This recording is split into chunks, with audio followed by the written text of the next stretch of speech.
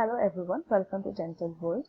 In this video, we are going to discuss about the classification of bacteria, and here I am discussing the part 1 of the presentation, and this is a concise presentation for dental students. We can classify bacteria into various categories.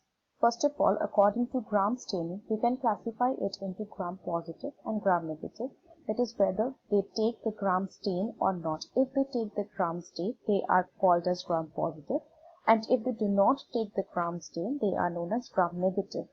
According to the bacterial morphology or bacterial shape, you can classify it into cocci, bacilli, and coccobacilli. Coccobacilli is something intermediate between cocci and bacilli. According to growth requirements, that is whether they require oxygen for their growth or not, you can classify them into aerobic or anaerobic bacteria. According to biochemical reactions, that is whether they undergo certain chemical reactions or not, you can classify it into lactose fermenting and non-lactose fermenting. According to serotypes, mainly the Streptococcus group of bacteria are classified according to this category. They are classified into group A, group B, group D Streptococci. And the last one is according to the antibiotic resistance pattern.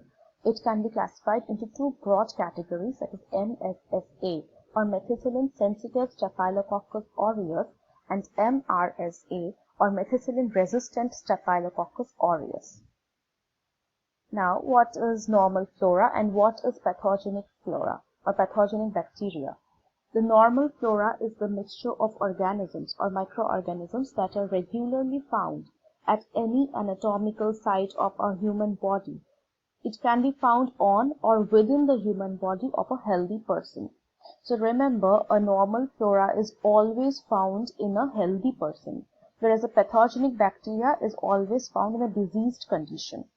Examples of pathogenic bacteria are Klebsiella, Pseudomonas, Clostridium, Mycobacterium. They cause a variety of diseases, which I will discuss later in my subsequent videos.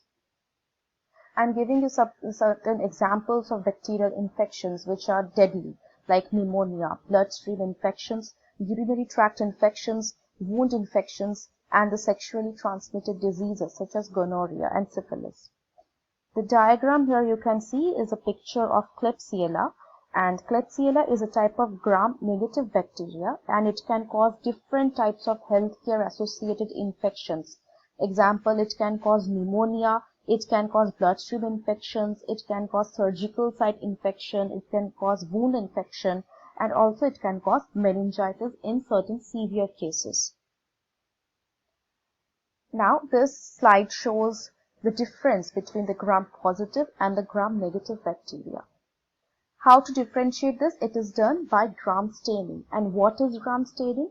Gram staining is a common technique which is used to differentiate two large groups of bacteria based on their cell wall constituents.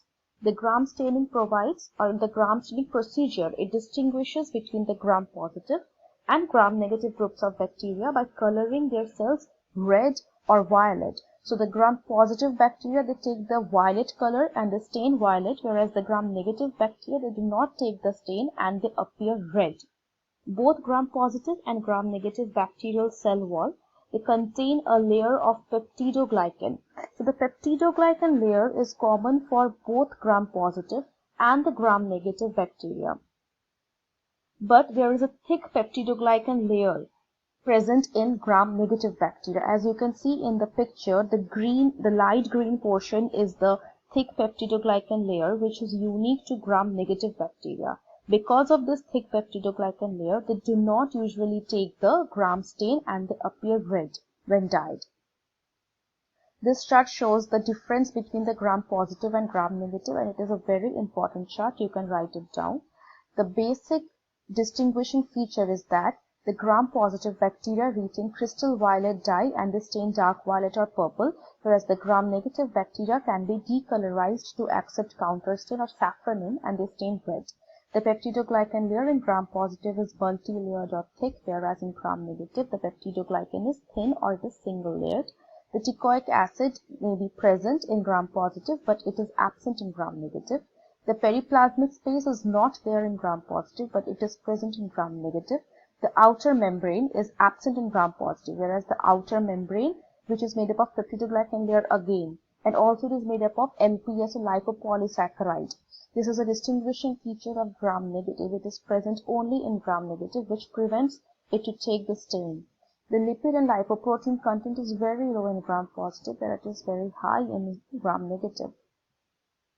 And in gram-positive, the flagellar structure consists of 2 rings in basal bodies, where in gram-negative it consists of 4 rings in basal bodies. And the gram-positive normally produce exotoxins, whereas gram-negative bacteria, they produce endotoxins. So what is endotoxin and exotoxin? The exotoxins are the proteins which are produced inside the pathogenic bacteria, and mostly they are produced by gram-negative bacteria as part of their growth and metabolism. The exotoxins are then secreted or released into the surrounding medium following lysis. And the endotoxins are the lipid portions of the lipopolysaccharide that are part of the outer membrane of the cell wall of gram-negative bacteria. The endotoxins are liberated when the bacteria die and the cell wall breaks apart. So just remember that the exotoxins are released by the gram-positive bacteria, whereas the endotoxins are released by the gram-negative bacteria. We can classify bacteria into 4 major categories according to their shape. The first is gram-positive cocci. They are spherical in shape. They may appear in clusters or they may appear in short chains or pairs.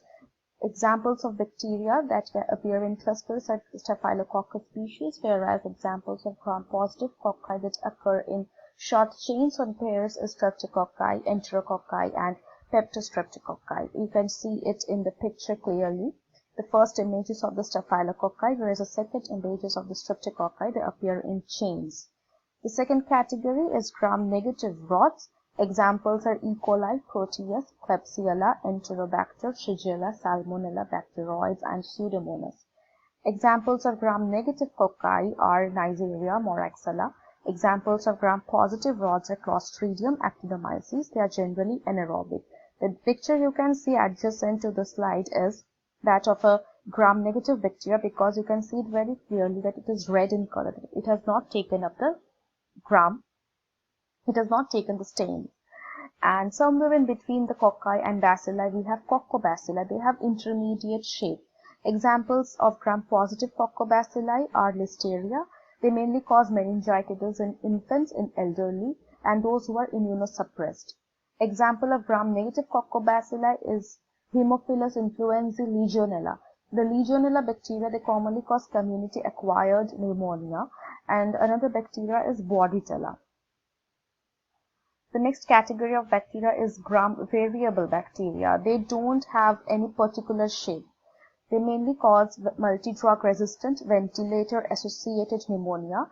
An example is Acinetobacter. They have a pleomorphic shape, that is, they can take any shape they want. The last category is anaerobes. They don't need oxygen for the survival. They can live without oxygen, and they are generally stainable by gram stain. Examples of anaerobes are Clostridium, Peptostreptococcus, Bacteroids, and Actinomyces. The last category is atypical bacteria. They are completely different from what I have discussed till now.